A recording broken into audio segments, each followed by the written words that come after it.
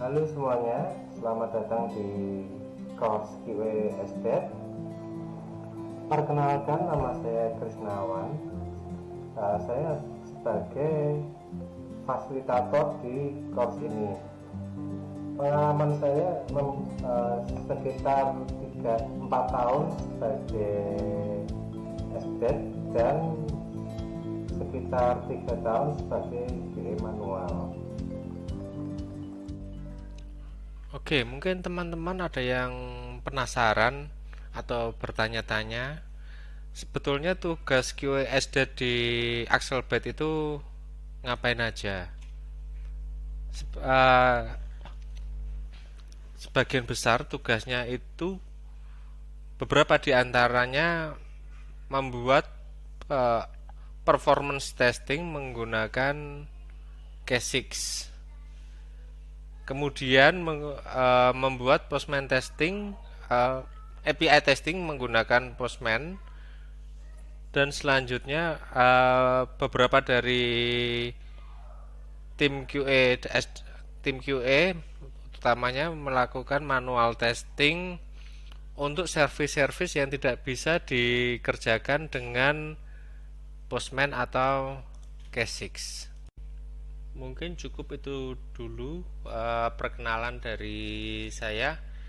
Kalau masih penasaran dan ingin tahu lebih dalam, bisa nanti kontak saya aja atau tulis di kolom komentar. Nah, sekarang kita masuk ke materi course. Judul dari course ini adalah Software Testing Life Cycle atau STLC. Jadi apa itu STLC? Apa bedanya dengan SDLC, Software Development Life Cycle? Nah, mari kita lihat. Dalam 15 menit ke depan, kita akan membahas secara garis besar apa itu pengertian dari STLC atau Software Testing Life Cycle. Kemudian apa sih bedanya STLC dengan SDLC atau Software Development Life Cycle? Dan selanjutnya adalah fase-fase dari STLC itu apa aja? Dan yang terakhir adalah kesimpulan. Dari sampai sini mungkin ada yang ingin ditanyakan. Kalau ada, misalkan ada, bisa tulis di kolom komentar atau nanti kirim DM ke saya, Japri aja. Oke, masuk ke pembahasan awal kita. Apa itu Software Testing Life Cycle atau STLC? Software Testing Life Cycle adalah tahap-tahap pengujian yang dilaksanakan secara sistematis dan terencana. Dalam proses STLC, berbagai kegiatan dilakukan untuk meningkatkan kualitas produk. Lalu apa bedanya dengan SDLC atau Software Development Life Cycle? Meskipun keduanya, SDLC maupun SDLC, terkesan mirip, namun pada penerapannya, pada cakupan pengerjaannya itu berbeda. Dalam SDLC, proses pengerjaan atau aktivitas lebih ditekankan pada proses testing software itu sendiri. Sedangkan pada SDLC, cakupan aktivitas lebih ke arah proses development perangkat lunak atau softwarenya. Itu perbedaan SDLC dan STLC. Lalu fase-fase pada STLC itu apa aja? Sebelum kita membahas lebih jauh fase-fase STLC, setiap fase STLC akan memiliki entry kriteria, exit kriteria, activities, dan deliverable. Apa itu? Entry kriteria adalah requirement kondisi awal yang harus dipenuhi sebelum proses bisa dijalankan, sebelum fase itu bisa dijalankan. Lalu exit kriteria adalah item-item yang harus diselesaikan atau dianggap komplit sehingga proses atau testing proses pada fase tersebut dapat dikatakan selesai. Kemudian activity adalah kegiatan-kegiatan yang dilakukan waktu fase itu dijalankan. Yang terakhir adalah deliverables. Deliverables adalah hasil dari pengerjaan aktivitas tersebut. Kemudian fasenya itu apa aja dalam SDLC?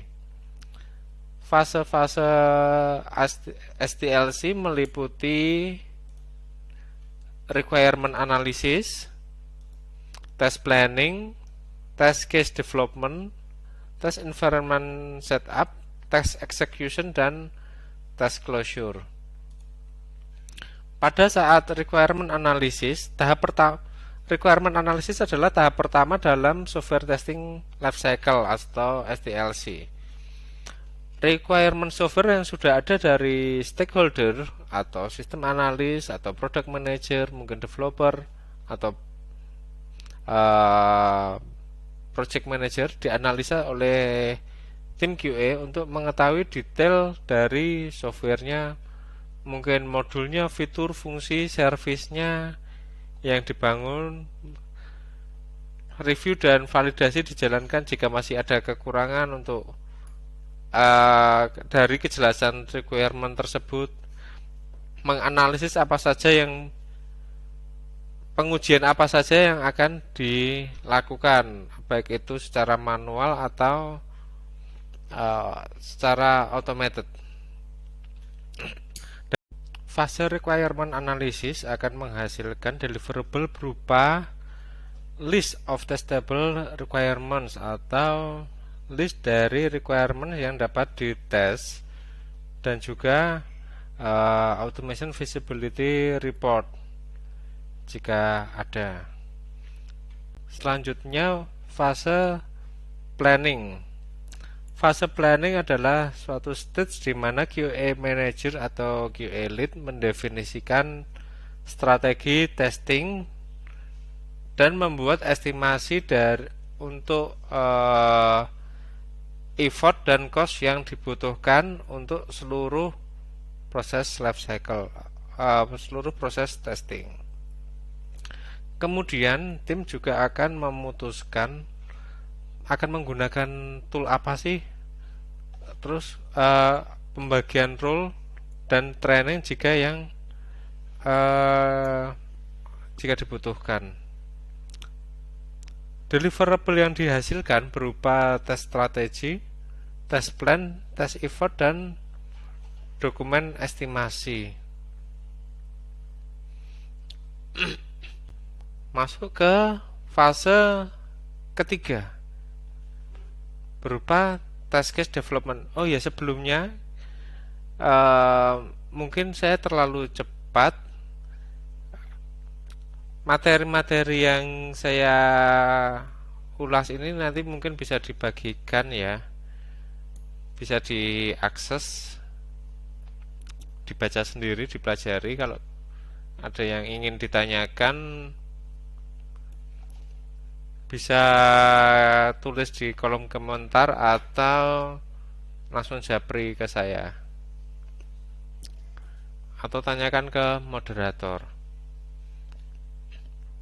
Masuk ke fase ketiga, yaitu test case development.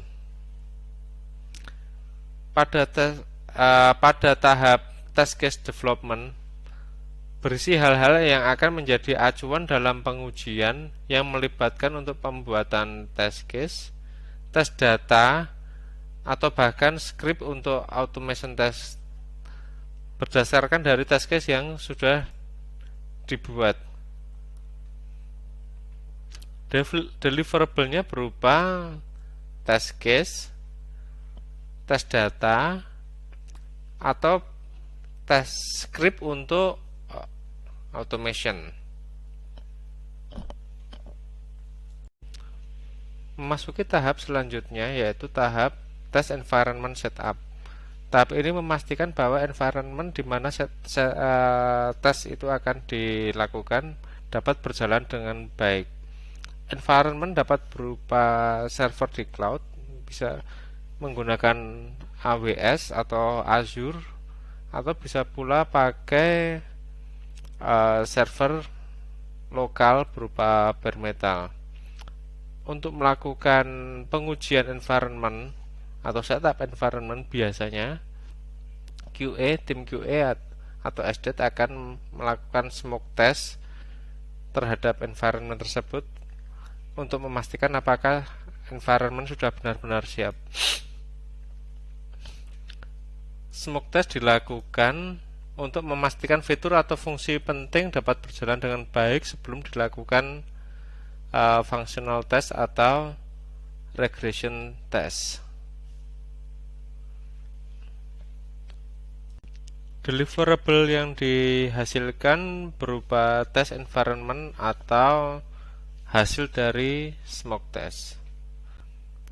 Tahap selanjutnya yaitu test execution. Tahap ini adalah tahapan di mana tes itu benar-benar dilakukan. The real test is executed. Dari seluruh tahapan, QA team akhirnya melakukan actual test pada tahap ini, sehingga deliverable yang dihasilkan yaitu test case execution report dan defect report. Tahap terakhir dari rangkaian STLC atau software test life cycle adalah tahap closure. Tahap closure merupakan tahap penutup dari seluruh aktivitas yang dijalankan. Ini tes telah selesai dan test report sudah di-collect. Akhirnya QA team dan developer ataupun PM menganalisis bersama hasil dari tes yang dilakukan, bisa mencari di mana defect terjadi atau bug terjadi, kemudian bagaimana workaround-nya dan bagaimana cara ngefixnya, cara memperbaikinya. Deliverable yang dihasilkan berupa report atau laporan dari test closure dan bisa juga berupa test matrix. Waktu 15 menit untuk mini course kita akhirnya sudah hampir selesai. Masih tersisa beberapa menit, sekitar 2 menit. Mungkin ada yang ingin ditanyakan, yang tadi penjelasan saya kurang kelewatan atau kurang dipahami, mungkin bisa tanya. Tulis saja pertanyaan di kolom komentar atau seperti biasa Japri. Untuk mengakses materi ini bisa diakses di Medium saya ya, Krisnawan Hartanto atau k-hartanto.medium.com. Baik, waktu saya kembalikan ke moderator. Terima kasih.